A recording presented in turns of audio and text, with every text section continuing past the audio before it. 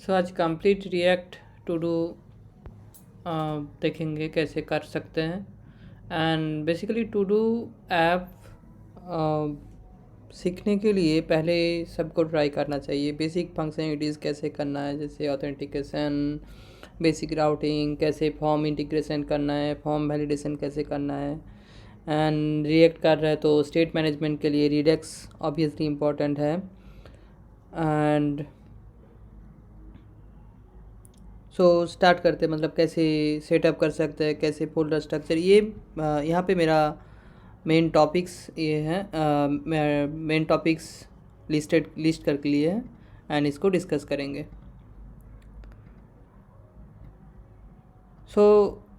Setup react project create कैसे करते हैं। रिएक्ट प्रोजेक्ट क्रिएट करने के लिए पहले गूगल कर लेते हैं react create app with TypeScript something।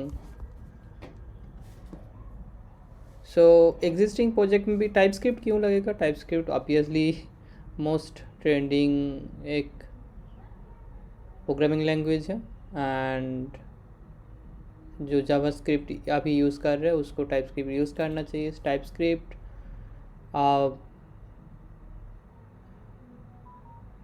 एक बार कोई यूज़ कर लिया तो ऑब्वियसली मुझे लगता है वो जावास्क्रिप्ट और नहीं यूज़ करेगा, प्रॉपर तरीके से यूज़ करेगा। तो एग्जिस्टिंग प्रोजेक्ट में भी कोई टाइपस्क्रिप्ट ऐड कर सकते हैं एंड कोई नया प्रोजेक्ट क्रिएट करना है इस कमेंट से कोई react based app react project create कर सकते हैं एंड उसमें टाइपस्क्रिप्ट डाल सकते हैं। ओके, मैंने प्रोजेक्ट ऑलरेडी क्रिएट कर लिया है एंड ऑलरेडी बहुत कुछ डिपेंडेंसीज भी इंस्टॉल कर लिए हैं। Complete React to do app है एंड इसको एक्सप्लेन करेंगे कैसे मैंने इसको बनाया।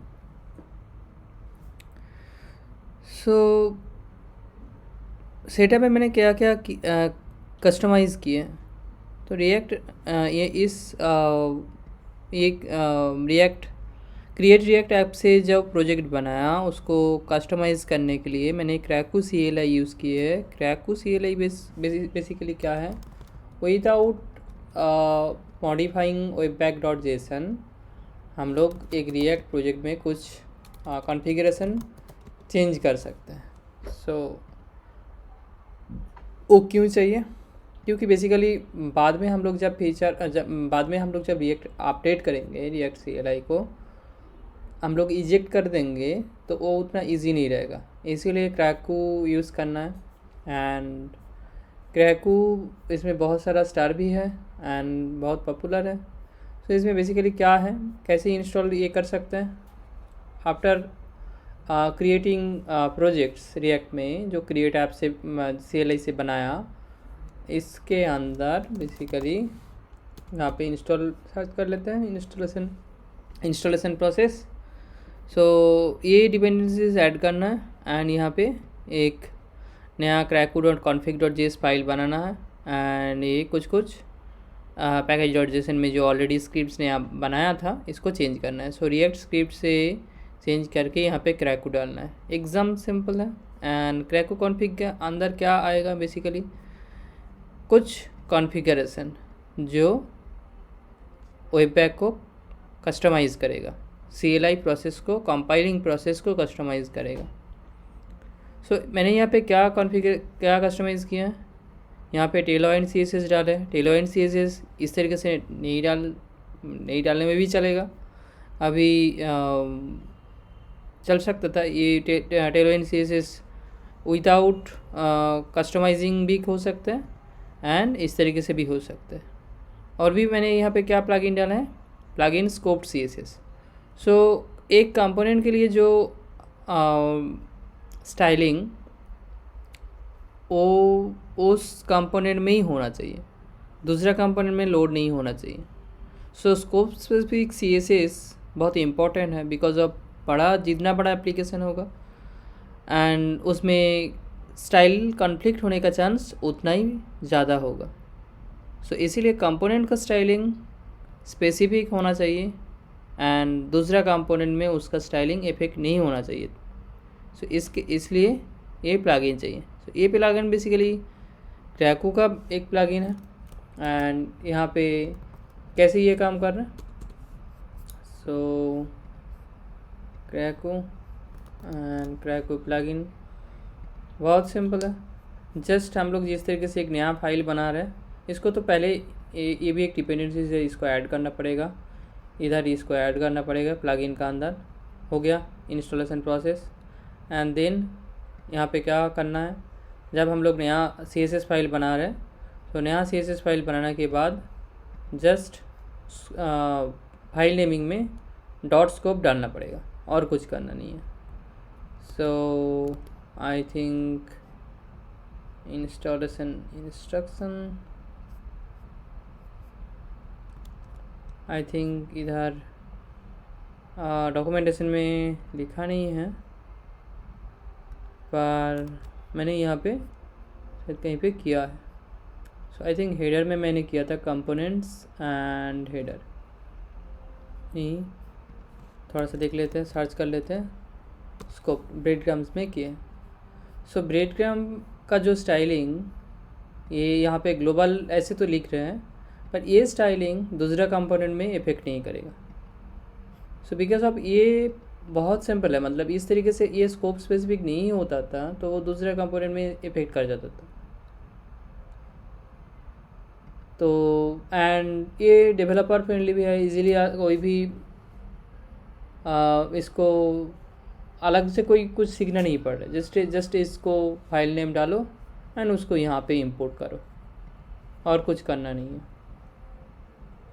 और एक भी तरीके से है कंपोनेंट स्पेसिफिक स्टाइलिंग करने के लिए, CSS स्टाइलिंग मॉड्यूल। सो वो इनबिल्ट है React.js में, React.js डॉक, एंड यहाँ पे आते हैं styling, main concept, component styling कहीं पे होगा, कंपोनेंट स्टाइलिंग, यहाँ पे सर्च कर लेते हैं कंपोनेंट स्टाइलिंग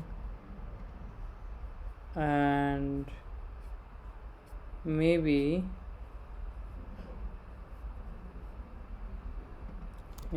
यहाँ पे गूगल चल जाता है, कंपोनेंट स्टाइलिंग इन React।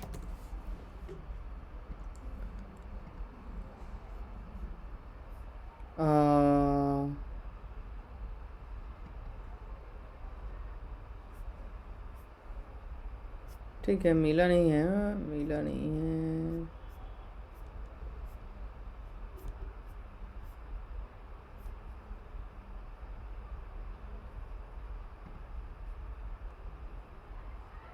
नहीं मिला, ओके।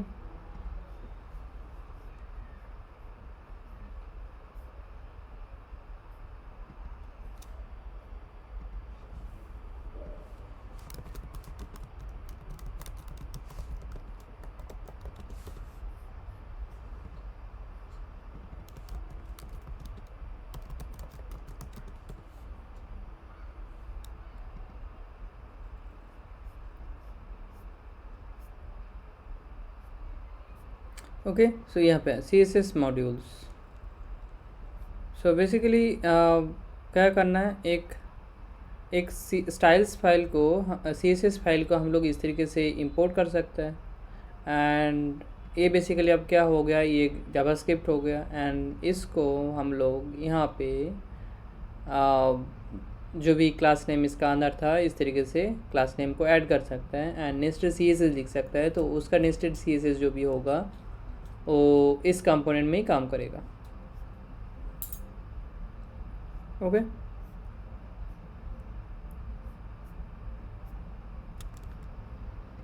यहाँ पे और इस सेटअप प्रोसेस में और क्या कस्टमाइज़ किए हैं, और default CSS module, CSS build, CSS styling के लिए CSS ही होता है। यहाँ पे मैंने सैस वाला इंस्टॉल किए हैं डिपेंडेंसीज में, सो दैट हम लोग सैस कंपाइल कर पाए। एंड और कुछ करना नहीं है, जस्ट इस डिपेंडेंसीज को ऐड करना है। So automatically then Sass compile करेगा। ओके, नाउ अभी नेक्स्ट टॉपिक में आता है folder structure. So folder structure बहुत इम्पोर्टेंट है लार्ज प्रोजेक्ट के लिए। एंड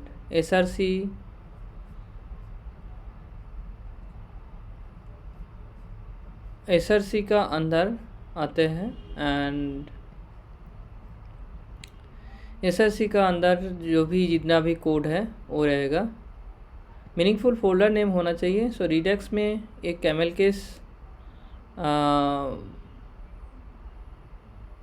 केस नेमिंग फॉलो होता है। सो इसमें एवरीथिंग फर्स्ट लेटर कैप्स में होना चाहिए। सो जो भी कंपोनेंट्स होगा, जो भी पेजेस होगा जो भी पेजेस होगा पेज फोल्डर का अंदर रहेगा। एंड जो भी रियूजेबल कंपोनेंट होगा कंपोनेंट्स फोल्डर में रहेगा।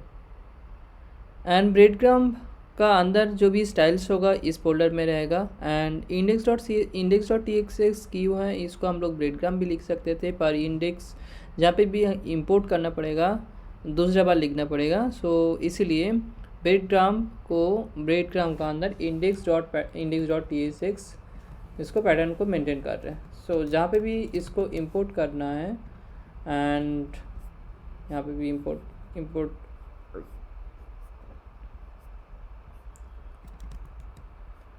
यहाँ पे index.txt नहीं देना पड़ेगा, देंगे भी तब भी चलेगा, कोई दिक्कत नहीं है। पर ये थोड़ा सा शॉर्ट सिंटेक्स थोड़ा सा कट मतलब थोड़ा सा क्लीनर है, इसलिए इस तरीके से फॉलो करना है।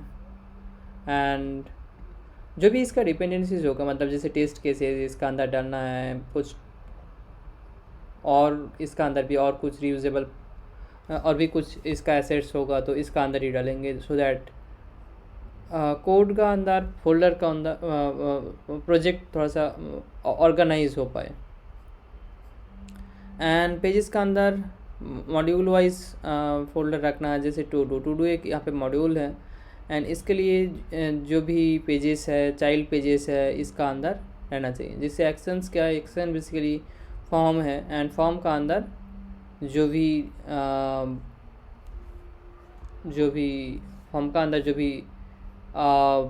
चाइल्ड कंपोनेंट्स है ओनली फॉर इस पेज में यूज़ होगा, सो इसका अंदर रखेंगे, इस फोल्डर का अंदर प्लेस करेंगे। ओके, सो यहाँ पे मेरा बहुत सारा अभी index.tsx है। यहाँ पे कोई बोल सकता है फाइल नेम में सर्च करेंगे तो ये कैसा मतलब एक ही जैसा नाम है तो कैसे ढूंढ पाएंगे। सो ये VS कोड बहुत इजीली हम लोगों को ढूंढ के दे देगा। जैसे लॉगिन, तो यहाँ पे लॉगिन फोल्डर आ गया एंड यहाँ पे मैंने फाइल ओपन कर ली। ये बहुत अच्छा है एंड कोई भी प्रॉब्लम नहीं होगा। मतलब index.txt बहुत जगह में है तो क्या हुआ, फोल्डर नेम डिफरेंट है। ओके, एंड नाउ और भी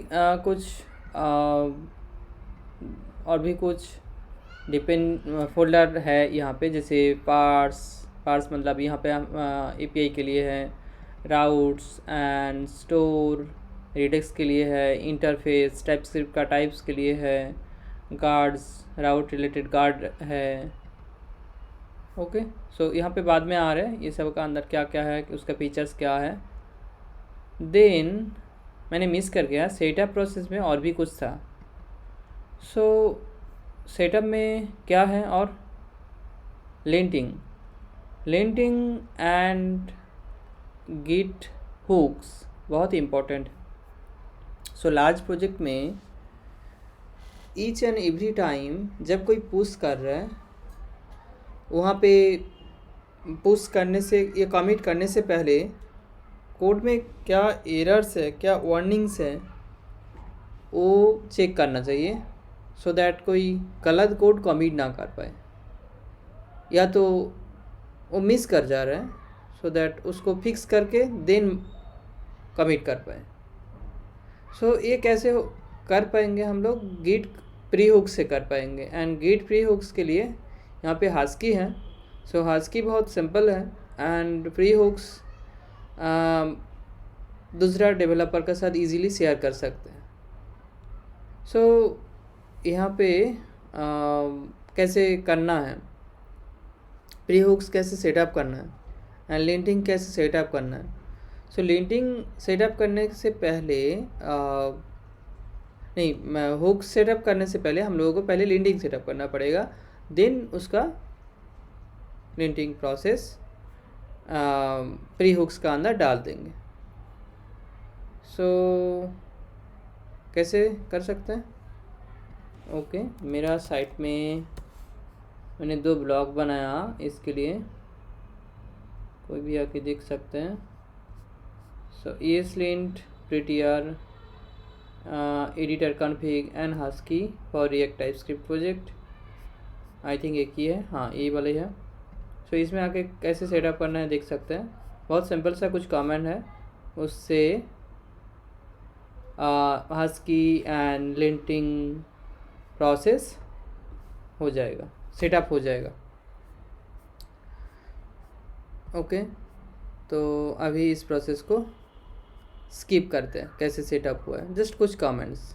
ओके, एंड नाउ आ जाते हैं कंपोनेंट स्टाइल्स। सो कंपोनेंट स्टाइल भी ऑलरेडी क्लियर कर लिए हैं, कैसे यहाँ पे फोल्डर ऑर्गेनाइज्ड है एंड स्कोप स्पेसिफिक CSS करना है बिकॉज ऑफ कॉन्फ्लिक्ट्स ना हो। एंड नाउ नेक्स्ट टॉपिक में आ जाते हैं राउटिंग। सो रिएक्ट में राउटिंग सेटअप करने के लिए रिएक्ट राउटर डॉम डिपेंडेंसीज है। रिएक्ट राउटर डॉम कहाँ है? रिएक्ट राउटर डॉम मैंने यहाँ पे लेटेस्ट वर्जन यूज़ किए हैं। And now React Router DOM में कैसे सेटअप हो रहा है। So React Router DOM install करने के बाद वो डिपेंडेंसीज है, यन से भी इंस्टॉल कर सकते हो एंड npm से भी कर सकते हो। उसको करने के बाद क्या करना है, app.tsx में आके यहाँ पे ब्राउज़र राउटर को इंपोर्ट करना है। सो ब्राउज़र राउटर किसका, कहाँ से इंपोर्ट हो रहा है? रिएक्ट राउटर डॉम से। एंड नाउ इसका अंदर हम लोगों को राउटिंग का कॉन्फ़िगरेशन सेटअप करना है। सो ऐप राउट्स का अंदर उसका कॉन्फ़िगरेशन का है, कॉन्फ़िगरेशन है जो भी पेजेस है, जो भी चाइल्ड पेजेस है, जैसे ये। ओके, सो क्या हो रहा है यहाँ पे, राउट्स बेसिकली प्लूरल एंड ये बेसिकली एक चाइल्ड राउट। राउट्स का अंदर राउट होगा एंड राउट का अंदर और भी कुछ मल्टीपल राउट हो सकते हैं, जैसे टू डू लिस्ट पेज, यहाँ पे इसका अंदर भी और भी कुछ राउट्स है। यहाँ पे बाद में आते हैं चाइल्ड राउट्स कैसे सेटअप हो रहा है। तो बेसिकली राउट एक मॉड्यूल है, राउट एक डिपेंडेंसीज है जहाँ से यहाँ से इंपोर्ट हो रहा है, मे बी इसको कंपोनेंट बोल सकते हैं। एंड इसका 2 प्रॉप्स है, पाथ एंड एलिमेंट। एलिमेंट क्या है, बेसिकली एक, और ये भी एक कंपोनेंट है। ये कंपोनेंट कहाँ से आ रहे हैं, page.login से आ रहे हैं। सो बेसिकली ये लॉगिन एक पेज है। एंड नाउ लॉगिन पेज जब एक क्या है, ये बेसिकली हम लोग इसको एक कांस्टेंट बना एंड इसका अंदर कुछ पाथ्स सेट किया। सो लॉगिन कहाँ है, लॉगिन। एंड नाउ लॉगिन में क्या हो रहा है, एक फंक्शन है जहाँ पे कुछ पाथ है एंड उसका बैकग्राउंड क्या है, यहाँ पे पाथ है एंड कुछ नेम है और कुछ नहीं है। And now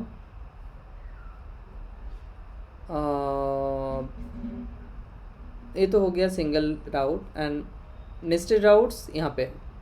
so nested routes में क्या है, कहाँ गया,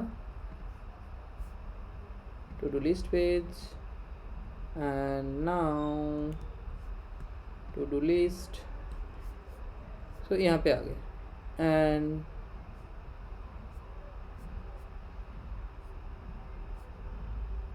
आई थिंक यहाँ पे नेस्टेड राउट्स नहीं है।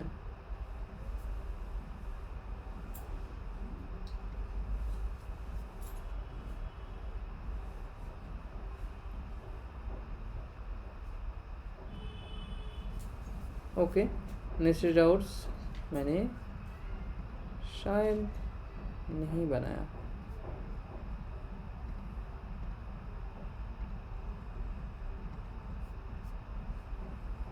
ठीक है, मैंने नेस्टेड राउट नहीं बनाया, सिंपल है। जस्ट यहाँ पे एक आउटलेट बोर्ड का एक ऑप्शन होता है, वहाँ से पास कर सकते हैं।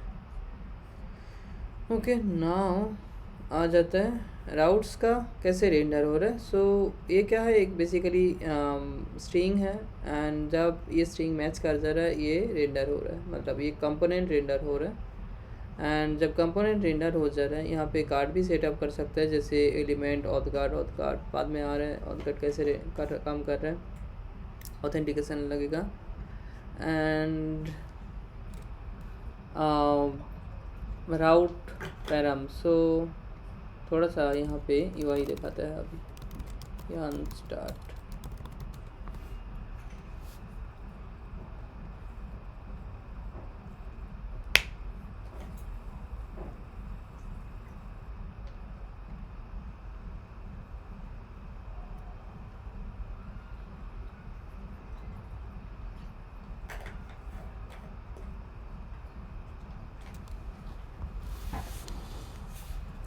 Okay, so to do list, and इसके अंदर ऐड, इसके अंदर विदाउट रिफ्रेशिंग ये पेज चेंज हो रहा है। ये कैसे, कौन क्या कर रहा है, ये रिएक्ट राउटर डम कर रहा है। सो एक मैं टाइटल दे देता हूँ, एंड सेव, क्यों सेव नहीं हो रहा है, बिकॉज ऑफ API काम नहीं कर रहा है। API सर्वर को चला लेते हैं, डॉकर कंपोज अप, पर डॉकर नहीं चल रहा है। सो डॉकर ऐप रन कर लेते हैं।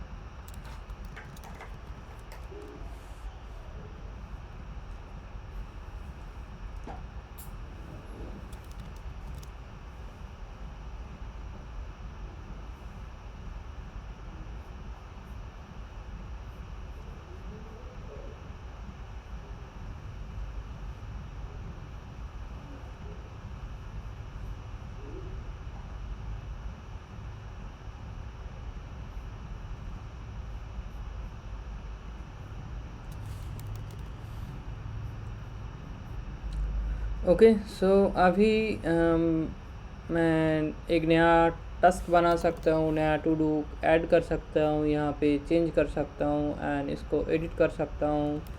एंड सो जब एडिट कर रहा हूँ, यहाँ पे कुछ पैरामीटर्स आ रहा है, इसको बोल रहा है राउट पैराम, एंड इसका बेसिस में मैं फॉर्म में कुछ कर रहा हूँ, एंड ये सेव हो जा रहा है।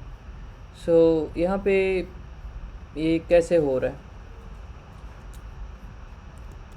सो जब यहाँ पे राउट जब मैच कर रहा है, राउट पाथ जब मैच कर रहा है, लिस्ट ऐड जब मैच कर रहा है, ऐड का प्रोसेस चल रहा है, एडिट जब मैच कर रहा है, यहाँ पे एक्शन पेज ही लोड हो रहा है। एंड इस पेज में बेसिकली कुछ लॉजिक्स है जिसका बेसिस में ऐड कर रहा हूँ, एडिट कर रहा हूँ। एंड नाउ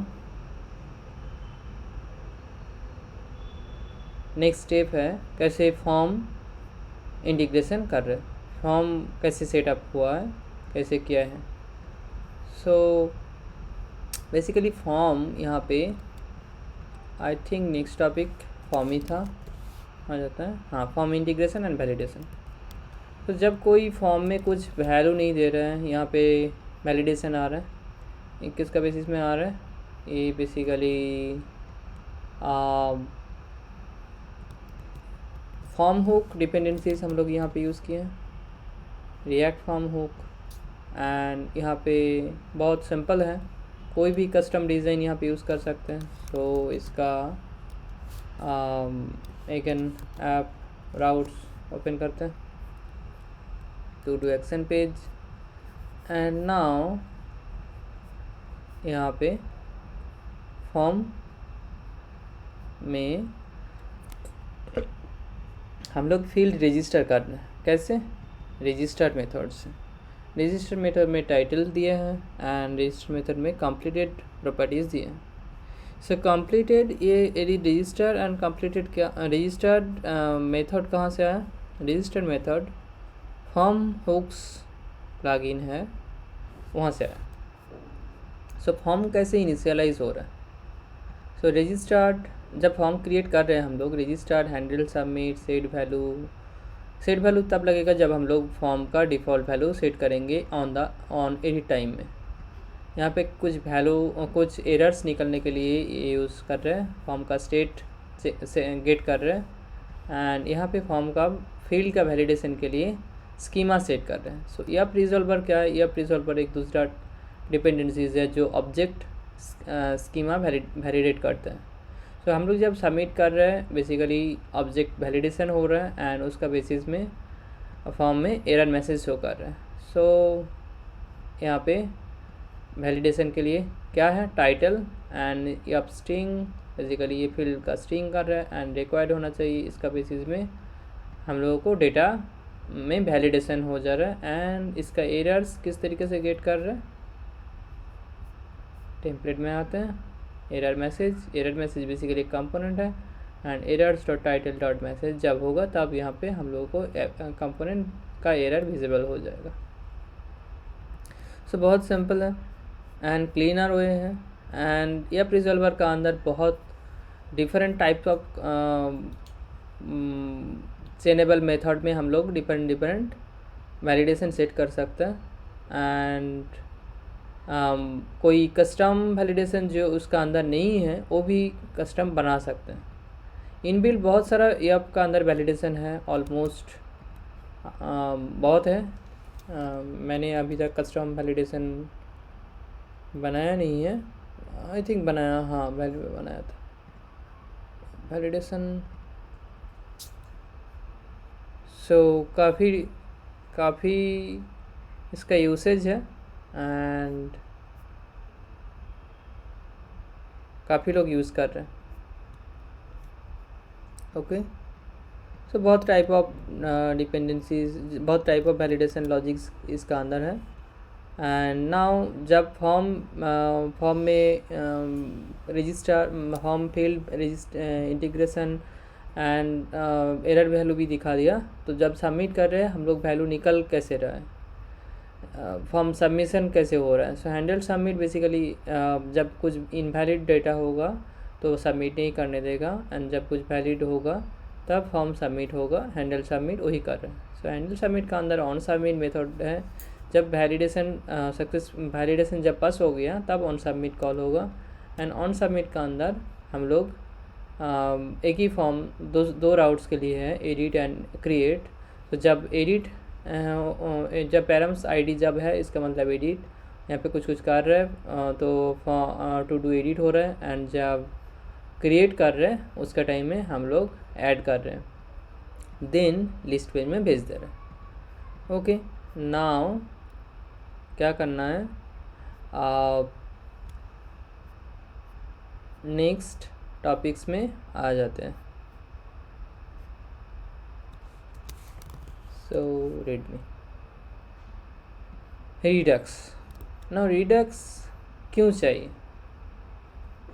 सो रिएक्ट में पूरा एप्लीकेशन का डेटा डिफरेंट कंपोनेंट का अंदर दिखाने के लिए, जैसे ऑथ या तो कुछ दूसरा डेटा, ऑथ का डेटा तो पूरा एप्लीकेशन का अंदर लगेगा।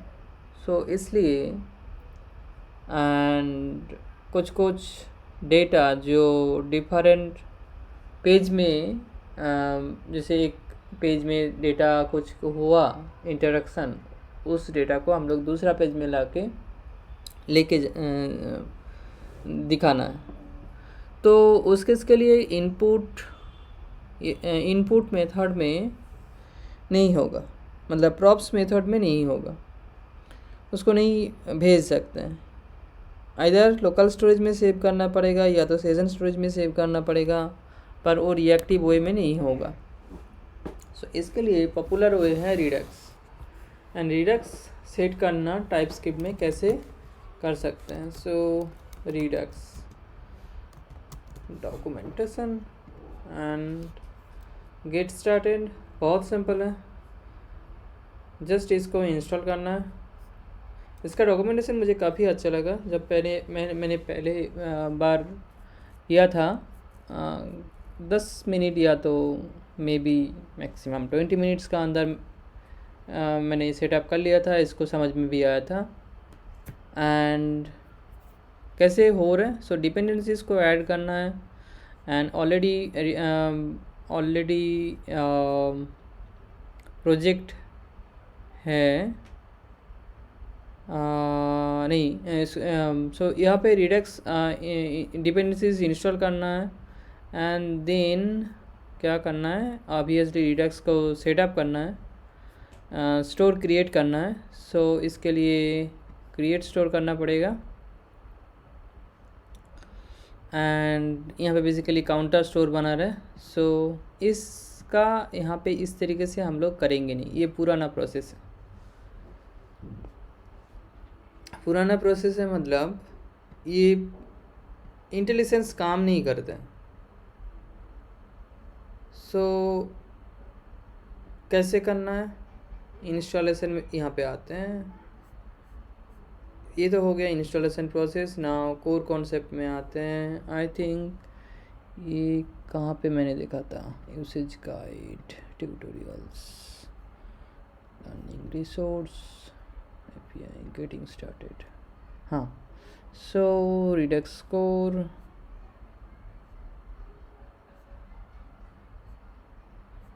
आई थिंक इस डॉक मैंने फॉलो नहीं किया था।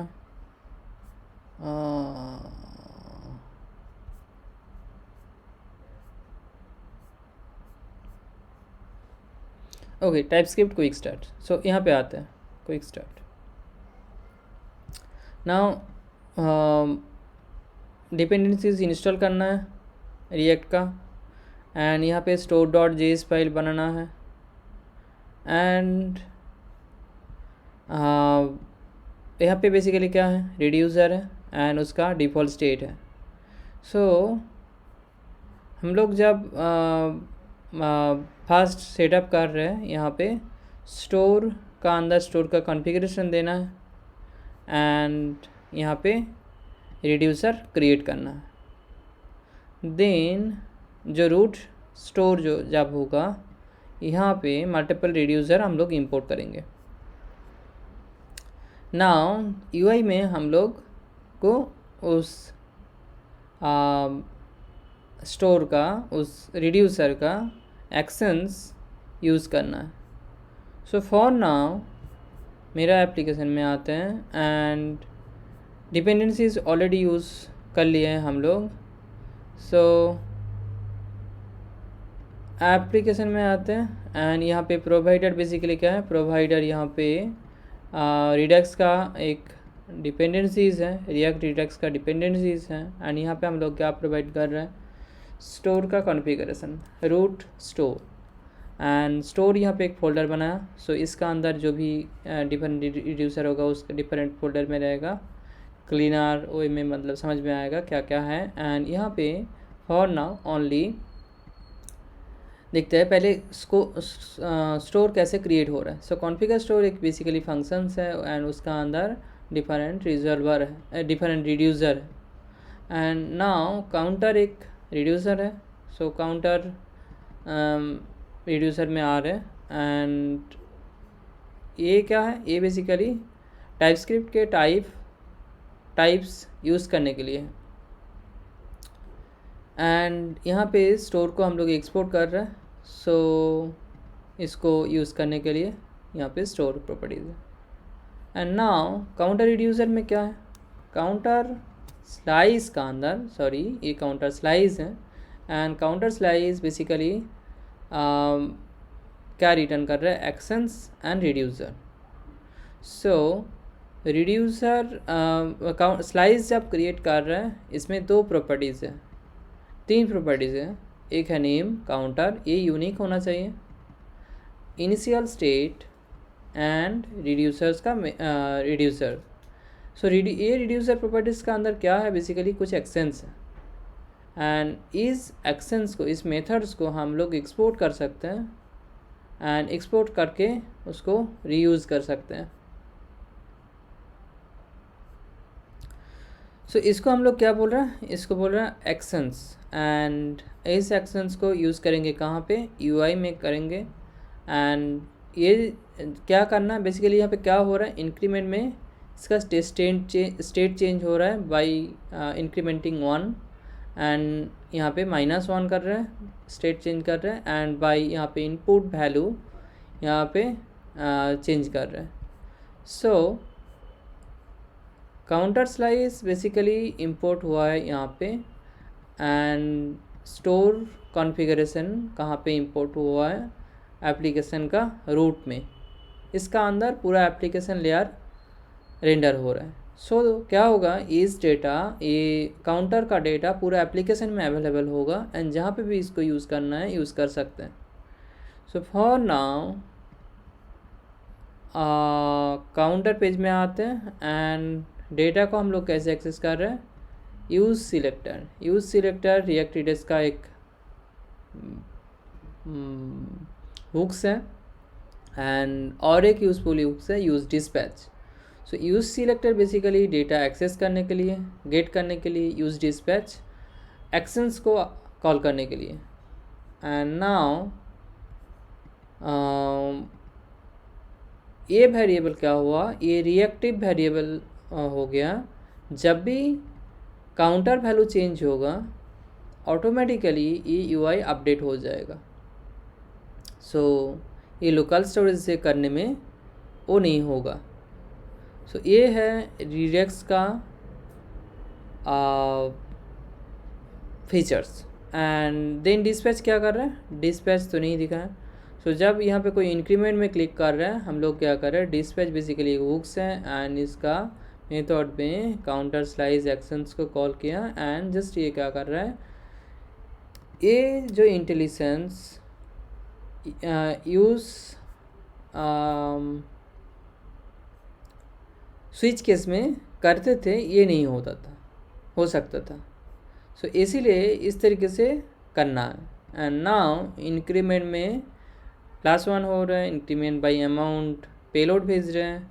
सो यहाँ पे आ जाता है, यहाँ पे स्टेट, यहाँ पे दो प्रॉपर्टीज़ हैं एक्शंस का, एक है स्टेट मतलब करंट स्टेट, एंड एक है एक्शन। सो एक्शंस का फिर से दो प्रॉपर्टीज़ हैं, एक है पेलोड एंड एक है टाइप यहाँ पे इम्पोर्टेंट नहीं है, बिकॉज ऑफ हम लोग डायरेक्टली ये एक्शंस को यूज़ कर पा रहे हैं, एंड यहाँ पे पेलोड इम्पोर्टेंट है। So state dot value and action dot payload, यहाँ पे एक्शन डॉट पेलोड क्या है, यहाँ पे ये नहीं है, पर हम लोग यहाँ पे प्रॉपर तरीके से टाइप सेट कर सकते हैं। इस टाइप जब प्रॉपरली यूज़ करेंगे तब रन टाइम एरर नहीं हो के बिल्ड टाइम एरर हम लोगों को प्रॉपरली विजिबल होगा, एंड डेवलपमेंट में टाइम में कुछ भी कोई भी एरर हो इंस्टेंटली हम लोगों को एरर मिल जाएगा। एंड जितना बड़ा प्रोजेक्ट हो उतना उसको मेंटेन करने के लिए, उसका एरर ढूंढने के लिए बहुत कम टाइम लगेगा। ओके, सो नाउ ये तो क्लियर होगा ये कैसे काम कर रहा है reducer and Redux. But to do में कैसे रिडक्स काम हो रहा है वहाँ पे बाद में आ रहा है, और एक भी मैंने मिस कर रहा हूँ, इसको कैसे डीबग करना है। सो काउंटर, जब भी मैंने पेज रिफ्रेश किया हूँ तब क्या हो रहा है, तब फर्स्ट टाइम इनिट फायर हो रहा है। इनिट बेसिकली क्या है, रिडक्स का first state update, initial value update, and इसमें काउंटर का वैल्यू 0 था। जब भी मैंने इंक्रीमेंट +1 किया, यहाँ पे एक्शंस कॉल हुआ, एंड इसका एक्शन का अंदर क्या वैल्यू मुझे मिला वो मैं देख सकता हूँ। यहाँ पे कुछ पेलोड नहीं भेजे थे, तो इसलिए यहाँ पे वैल्यू नहीं था, पर यहाँ पे क्लियरली विजिबल है क्या चेंज हो रहा है। डिक्रीमेंट करेंगे, इंक्रीमेंट +2 करेंगे तो इसमें एक्शंस का अंदर पेलोड है एंड टाइप है। टाइप हम लोग भेज नहीं रहे हैं, पर ऑटोमेटिकली क्रिएट हो जा रहा है बेस्ड ऑन स्लाइस नेम या तो reducer name and then method name, मतलब एक्शंस। एंड देन यहाँ पे आगे क्लियरली देख सकते हैं 1+2 हुआ है, सो 3 हो गया। नाउ डिक्रीमेंट करेंगे एंड यहाँ पे स्टेट चेंज हो गया। सो यहाँ पे बैक एंड फोर्थ कर सकते हैं, बहुत अच्छा है। देखो यहाँ पे 3 था यानी मैंने बैक किया, यहाँ पे -1 हो गया। सो डिबग करना बहुत इजी है। नाउ टू डू में आते हैं, टू डू लिस्ट। सो जब ऐड कर रहा हूँ तब क्या हो रहा है, नाउ रिडक्स बहुत सिंपल सा है, स्टेट पूरा एप्लीकेशन का स्टेट मेंटेन करने के लिए। सो एक्शंस एंड इंडेक्स, एंड जब क्रिएट हो रहा है यहाँ पे API कॉल हो रहा है, API में बाद में आ रहा है। So just focus on the state update and add to do कर रहे हैं। So add to do basically क्या हो रहा है, एप्लीकेशन का डेटा स्टेट का अपडेट करने के लिए कोशिश कर रहे हैं। एंड ऐड टू डू में क्या है, ऐड टू डू में बेसिकली पहले का डेटा मैंने क्लोन किया लोडस से, एंड नाउ यहाँ पे एक डायनामिक आईडी जनरेट कर रहा हूँ। एंड जेसन जो ऑब्जेक्ट था वहाँ पे मैंने ऑब्जेक्ट डिस्ट्रक्चरिंग से जो भी प्रॉपर्टीज था यहाँ पे क्रिएट कर लिया। एंड नाउ पेलोड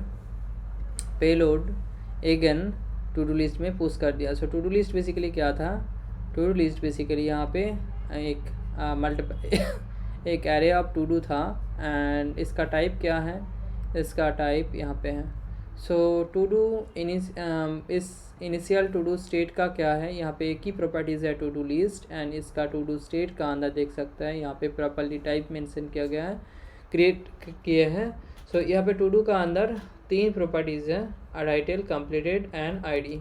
सो जब मैंने क्रिएट कर रहा हूँ to do slice, to do add to do कर रहा है, एक्शंस कॉल जब हो रहा है तो फेकर से हम लोग एक आईडी जनरेट कर रहे हैं। ये आईडी कब लगेगा, ये आईडी एडिट का टाइम में लगेगा। सो नाउ यहाँ पे जब क्रिएट हो गया, पुश हो गया, यहाँ पे स्टेट अपडेट कर रहे हैं, एंड देन ये हम लोग लोकल स्टोरेज में सेव कर रहे हैं फॉर नाउ डिबगिंग करने के लिए, या तो जब पेज रिप्लेस करेंगे उस डेटा को फिर से स्टेट में सेट करने के लिए। एंड अपडेट टू डू कर क्या कर रहे हैं, अपडेट टू डू का अंदर टू डू भेज रहे हैं, टू डू मिल रहा है। एंड नाउ टू डू का अंदर यहाँ पे क्या है, आईडी है। सो हम लोग ढूंढ रहे हैं उसका इंडेक्स, एंड अगेन जब मिल गया उसका इंडेक्स तब क्या कर रहा है, उसको अपडेट कर रहा है नया टू डू से, नया पेलोड से, एंड देन फिर से स्टेट अपडेट कर रहा है, एंड ये लोकल स्टोरेज अपडेट कर रहा है। जब कुछ नहीं है तो ये एक एरर थ्रो क्रिएट कर रहा है, भाई ये आईडी नहीं है। एंड ये एक स्पेशल केसेस है, ये लिस्ट पेज से हम लोग डायरेक्टली चेक्ड टू डू का कंप्लीशन स्टेटस अपडेट कर सकते हैं इसके लिए।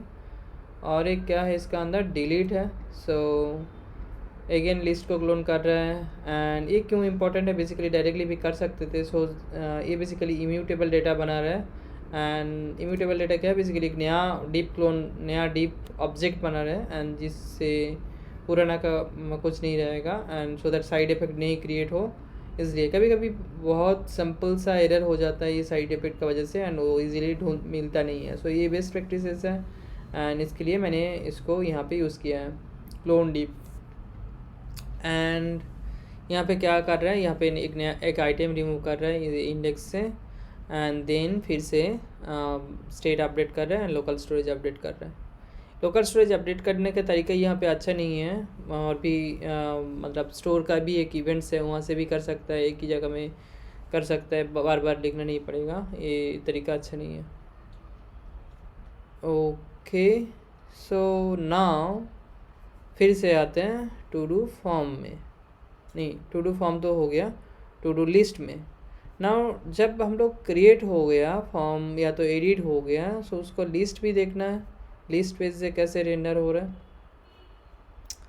टू डू एडिट एक बार फिर से देख लेते हैं, बिकॉज ऑफ जब डेटा एडिट हो रहा है फॉर्म में कैसे वैल्यू अगेन फिल करना है, वो बहुत लोग मतलब बहुत बार कंफ्यूजिंग होता है एंड फंस जाते हैं. सो टू डू एंड नाउ जब फर्स्ट कंपोनेंट रेंडर हो रहा है यहाँ पे टू डू मिल जा रहा है. कहाँ से? स्टेट से.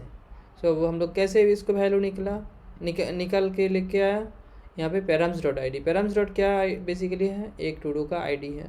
एंड नाउ लिस्ट से हम लोग ढूंढ रहे ये टू डू है.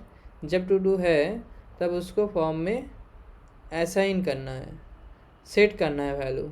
टू डू जब वहाँ पे to do dot I D to do जब मिलेगा एंड उसका आई डी मिलेगा, ये बेसिकली एक ही बार रन करेगा एंड देन यहाँ पे set value. So React from hook का मेथड है एंड यहाँ पे सेट कर दे रहा है वैल्यू. ओके एंड नाउ अभी लिस्ट पेज में आते हैं. सो लिस्ट पेज कहाँ है? लिस्ट पेज एंड देन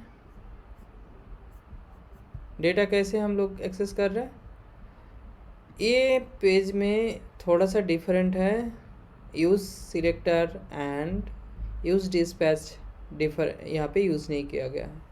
यहाँ पे बेसिकली प्रॉप्स से बनाया हम एंड यहाँ पे कनेक्टर यूज़ किया. सो कनेक्ट मेथड रिएक्ट का और एक यूज़ करने का स्ट्रेटेजी है. सो कनेक्ट मेथड में दो प्रॉपर्टीज़ है एंड एक है मैप स्टेट टू प्रॉप्स, एक है map dispatch to props and उसका अंदर कंपोनेंट सेंड करना है. सो ये क्या है? Basically map state to props state से वैल्यू जो है उसका जो लगेगा उसका यहाँ पे हम लोग डेटा सेट कर सकते हैं. ये थोड़ा सा और क्लीनर है, फंक्शनल कंपोनेंट जैसे हैं. इसको पता नहीं है ये कैसे क्या हो रहा है. यहाँ पे जस्ट हम लोग डेटा सेंड कर रहे हैं एंड पूरा जो भी डेटा जो भी लॉजिक्स यहाँ पे मेंटेन कर रहे हैं, जो भी फंक्शंस यहाँ पे है. And now map state to props यहाँ पे हम लोगों को डेटा मिल जा रहा है. स्टेट क्या है? स्टेट बेसिकली रूट स्टेट का डेटा है एंड इस तरीके से हम लोग कुछ भी यहाँ पे डेटा सेट भी कर सकते हैं. कस्टम डेटा जैसे ब्रेड क्रम्स के लिए यहाँ पे डेटा सेट किए हैं एंड जब रिटर्न कर रहे हैं कुछ वैल्यू रिटर्न कर रहा है. यह कहाँ पे मिलेगा? To do list and links. ये यहाँ पे प्रॉप्स का अंदर मिल जाएगा to do list and links. And ये कुछ मेथड्स हैं. ये कहाँ से सेट किया गया है? Map dispatch to props. So dispatch कहाँ पे है? जैसे हम लोग तो कुछ ऑल्टरनेटिव है, जैसे यूज़ डिस्पैच कर रहे थे डायरेक्टली यहाँ पे वैल्यू है, मेथड्स मिल गया. एंड इस तरीके से हम लोग डिफरेंट एक फंक्शन बनाया, change status, delete to do and get list. So get list का कॉल हो रहा है. यहाँ पे API कॉल भी है. सो ये API कॉल करने के लिए बनाया एंड जब कंपोनेंट रेंडर हो रहा है गेट लिस्ट कॉल हो रहा है एंड गेट लिस्ट जब कॉल हुआ तब स्टोर अपडेट हो जा रहा है. एंड जब स्टोर अपडेट हुआ यहाँ पे अपडेट लिस्ट एंड जब स्टोर अपडेट हुआ तब यहाँ पे इसका वैल्यू अपडेट हो जाएगा एंड कंपोनेंट का टू डू लिस्ट भी अपडेट हो जाएगा एंड देन ये मैप फंक्शन में डेटा अवेलेबल हो जाएगा एंड कंपोनेंट रेंडर का हो जाएगा. Okay and delete to do कैसे कम कर रहे हैं? सो डिलीट टू डू भी जस्ट ऐसे ही कम कर रहे हैं. डिलीट टू डू बेसिकली यहाँ पे API कॉल हो रहा है एंड डिस्पैच हो रहा है एंड डिलीट टू डू जब कंप्लीट सक्सेसफुली जब कंप्लीट हो गया तो डिलीट टू डू का अंदर यहाँ पे स्टेट अपडेट हो रहा है एंड जब स्टेट अपडेट हो रहा है ऑटोमेटिकली लिस्ट में वैल्यू अपडेट हो जाएगा एंड लिस्ट का आइटम्स रिमूव हो जाएगा. सो सिंपल है, क्लीनर है एंड और तो कुछ पेंडिंग नहीं है बताने के लिए. हाँ API. सो API कैसे कॉल हो रहा है एंड कार्ड्स है. नाउ API यहाँ पे Axios से कॉल हुआ है and API client. So API client basically constant है एंड कुछ मेथड्स हैं यहाँ पे एंड टू डू पार्स क्या है, यहाँ पे बेसिकली कांस्टेंट है, कुछ मेथड्स है। एंड HTTP क्लाइंट क्या है, HTTP क्लाइंट एक इंस्टेंस है, एक्सियोस का इंस्टेंस, जहाँ पे हम लोग हेडर्स कुछ सेट कर रहे हैं। ये पार्स सर्वर से हम लोग API इंटीग्रेशन किया है। सो ये पार्स सर्वर्स का एप्लीकेशन ID REST API की लगता है, एंड कंटेंट टाइप भी सेट करना पड़ता है सो दैट हम लोग एक्सेस कर पाए उसका डेटा। एंड जब टोकन रहेगा, मतलब जब टोकन लॉगिन करना है, लॉगिन करने के बाद सेशन टोकन सेट करना है। सो इस तरीके से हम लोग एक इंटरसेप्टर क्रिएट किया है, custom interceptor. And now interceptor basically क्या है, एक मिडल वेजेस है। सो यहाँ पे चेक कर रहा है लोकल स्टोरेज में यूज़र है, तो यूज़र है जब तब इसको हेडर्स में सेट कर देना है एक नया हेडर्स का आइटम प्रॉपर्टीज़। एंड देन तब क्या होगा, सेशन पार्स का सेशन ऑटोमेटिकली काम करने लगेगा। एंड API कैसे API क्या है, बेसिकली ये कुछ प्रॉमिस फंक्शंस हैं एंड गेट लिस्ट में दिखा देते हैं। सिंपल है ये सब, कुछ नहीं है। To do list and now यहाँ पे फिर से आते हैं एंड गेट लिस्ट, यहाँ पे वैल्यू मिल गया लिस्ट। एंड नाउ इसमें स्टोर को अपडेट कर दिया एंड लिस्ट ऑटोमेटिकली रिफ्रेश हो गया। सिंपल है। फॉर्म जब क्रिएट हो रहा है कैसे हो रहा है, यहाँ पे ऐड हो रहा है क्लास। ये बेसिकली पार्स सर्वर में क्लास बेस्ड सब कुछ है, लिस्ट ऑफ कुछ है तो इसको क्लासेस एंड समथिंग। देन यहाँ पे पेलोड भेज रहे हैं एंड ये रोल बेस्ड परमिशन सेट करने के लिए गेट ACL एक फंक्शन है, यहाँ पे कुछ कर रहे हैं, मतलब करंट यूज़र एंड रोल, ये कस्टम रोल्स है। ये सब बाद में आता है, मतलब ये एप्लीकेशन स्पेसिफिक होता है, ये सब लगेगा नहीं डिफ़ॉल्ट, मतलब बिगिनर के लिए ये सब इम्पोर्टेंट नहीं है। कैसे API कॉल हो रहा है वो इम्पोर्टेंट। एंड जब कंप्लीटेड अपडेट कर रहे हैं, यहाँ पे कंप्लीटेड कुछ है, सो कंप्लीटेड है इसको अपडेट कर रहे हैं और कुछ नहीं है। Okay, so I think guards, now guards ही रह गया। सो गार्ड्स कैसे इंटीग्रेट किया गया है, यहाँ पे राउट्स एंड गार्ड्स समथिंग, कहाँ है guards, okay guards auth guards. So जब ऑथेंटिकेशन डेटा अपडेट हो गया, यहाँ पे हम लोगों को और एक स्लाइस बनाया था auth slice. Now auth slice क्या हो रहा है, जब लॉगिन हो रहे हैं, लॉगिन होने के बाद यहाँ पे सेट यूज़र एक मेथड है एंड सेट यूज़र एक मेथड है। सो ये बेसिकली क्या कर रहे हैं, यूज़र सेव कर दे रहे हैं एंड स्टेट डॉट यूज़र है। सो यूज़र जब है तब क्या करना है, तो तब यहाँ से हम लोग इसको वैल्यू को निकल रहे हैं state dot auth and auth का अंदर यूज़र है। सो ऑथ जब डॉट यूज़र है तब आउटलेट बेसिकली क्या करता है, आउटलेट बेसिकली अलाउ करता है उसका चाइल्ड कंपोनेंट रेंडर करने के लिए। एंड यूज़र नहीं है देन आउटलेट रेंडर नहीं होगा, इसका मतलब नेविगेट करना है किसी दूसरा पेज में, वो है लॉगिन पेज। सो बेसिकली ये कहाँ पे यूज़ हुआ है, सिंपल है, एकदम छोटा है, कुछ भी नहीं है यहाँ पे उतना। एंड ऐप राउट्स में यहाँ पे यूज़ हुआ है। सो ऑथ गार्ड, जब ऑथेंटिकेशन डेटा होगा तभी ये लाइन एग्जीक्यूट होगा, नहीं तो कहाँ पे रिडायरेक्ट कर देगा, लॉगिन पेज में रिडायरेक्ट कर देगा। सो कुछ क्वेश्चंस हैं कमेंट में भेज सकते हैं, मैं रिप्लाई करूँगा, या तो कोई दूसरा वीडियो का रिक्वायरमेंट है, कुछ नया कुछ दिखाना है, पूछ सकते हो, बताने के लिए कोशिश करेंगे। Thank you.